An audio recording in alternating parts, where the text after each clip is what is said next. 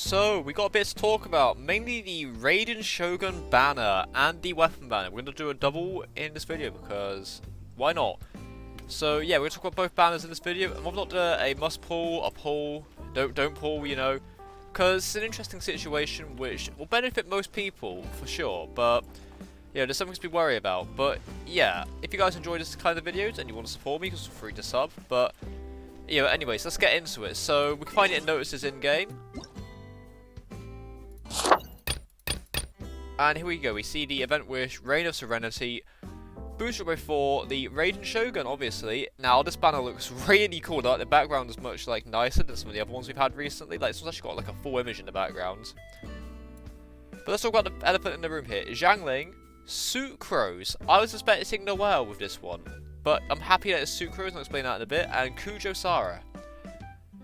Now, that's basically the banner, and then there's also the weapon banner, which has the Unforged, Engulfing Lightning, Sacrificial Bow, Lion's Roar, Widsith, Favonius Lance, and unfortunately, the Bell. Now, let's get into the characters on the banner. So, first off, we got Xiangling. Now, Xiangling is one of the most used supports in the game, I believe at least. Like, she's used a lot on the national team, she's used a lot on Vaporized Child, she's used a lot for just general elemental reactions with her burst. So, I'd say definitely go for Xiangling, even though she'd get it for free anyways, but her constellations are definitely worth going for. But anyways, with weapons, I recommend either Dragon's Bane, maybe even Protep Star Glitter, anything with ER or Elemental Mastery on it, very nice for her. In terms of artifacts, you want to run the new 4-piece Emblem of Severed Fate. If not, like, you can also run a Crimson Witch of Flames, maybe 2-piece Emblem of Severed Fate. Generally speaking, a lot of people have been using the Emblem set recently, so I'd recommend maybe try and farm that, because you can put on any pieces that you don't get for Raiden Shogun, so that's completely fine. In terms of constellations, the ones that you really should go for are her between C3 and C6, because her C3 and C5 good damage upgrades, C4 increases your Pyronado duration, which is used a lot for her general supportive skills, and her C6 increases your Pyro damage bonus, so if you're running like your Mia, or maybe even a Diluc or a Hu Tao, her C6 is actually pretty decent. Now, when it comes to talents, obviously you want to upgrade her burst first, but when I start playing, my low IQ upgraded Goober, thinking that was the most useful thing, but nah, not really. But yeah, you want to run her as a support, really. Or you can run her as a DPS physical with the present Pike. That's a rare build. We've not seen that much recently, but you know, it's there. That's on the table. But anyways, let's go on to Sucrose. Now, Sucrose is an Anemo support character that is actually really good for buffing Elemental Mastery, which can be used for triggering reactions with your main DPS characters. Now, the main thing to take away from her is that you want to use her E and her Q a lot, and second talent increases your Elemental Mastery by 20% of Sucrose's Elemental Mastery, so you want to build a lot of EM on her, which is why one of her best slot weapons is the Sacrificial Fragments. Now, you can run the Map of Mare for the Elemental Mastery as well, but generally speaking, Sacrificial Fragments is the best because it can basically reset your CD when you use her E ability. Now, if you don't have either of these, you can also run Favonius Codex for the energy recharge, or Throwing Tales of Dragon Slayers to buff the attack of your other party members when you switch out of her. Now, in terms of artifacts, I like to run a 4-piece Viridescent Vanera set on her with a large focus on Elemental Mastery, but it's been a while since I used this, so I kind of stripped her and give it a +0 everything. But yeah, I ideally would say run 4-piece so you can basically decrease the opponent's elemental resistance just by performing reactions.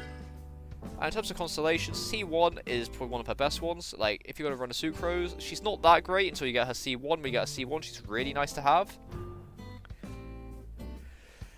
Of course, her C2 is good, you know, C3 is good. C4, I mean, if you're using her normal and charge attacks, that's fine, you know, that's fairly decent then, but alone, a lot of people don't use her normal attacks, so it doesn't matter too much. But then her C6 is basically a mini Kaz of her talent, which will give you an elemental damage bonus, but it's only for the element that's absorbed during her burst. So that's something to take in mind here. You'll be very careful with your planning if you're trying to use her C6 for the damage bonus.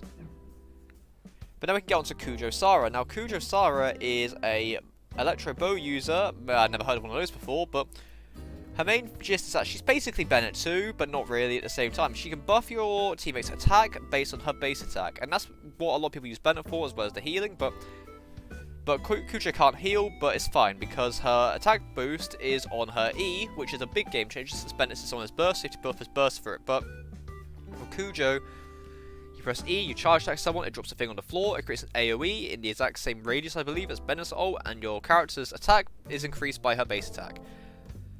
And if you get her Constellation 6, it increases your crit damage from any electro damage, which is really good for the Raiden Shogun, which we'll get onto now. And the Raiden Shogun is mainly based on as a like burst character who does a lot of burst damage, and therefore you want to run a 4-piece M7 Fate on her, and her best slot weapon is the one that's on the banner, which we'll get onto in a second. Now, of course, Electro is not the strongest element in the game, because there's a large emphasis on Pyro and Cryo.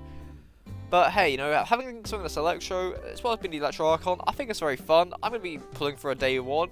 Should you pull for on day 1? You know, that's mainly up to you. I say maybe wait a tiny bit for people to test her out first before you pull, but that's what I say with every character. I mean, I'd recommend pulling for her, but, you know, I'd say wait. But anyways, we're going to get onto the weapon banner now, which has the Unforged, the Engulfing Lightning, the Sacrificial Bow, Lion's Roar, Widsith, you know, Favonius Lance, Bell, you know, anything and everything. But we can start talking about the Unforged. The Unforged is a claymore that boosts your attack and increases your shield strength. Ideally, the shield strength is only mainly good on Beidou, and I believe you get an attack boost when you're under a shield. So it's good if you're running a Xiangling, Noelle, Diona, anyone, and you're running a claymore. It's a decent weapon. It also gives you attack percent, which isn't the best stat, not the most useful right now, but I think it's a really decent claymore. And hell, I'd be even consider putting it on the weapon banner if I have some premiums left over, because the Engulfing Lightning is insane, right? It increases your energy recharge, so that's its main stat. So your energy recharge will get increased by like 55% at level 90, and then its passive is it increases your attack based on your energy recharge. So if you're building energy recharge a lot, then your attacks can get increased a lot, you know, substantially as well.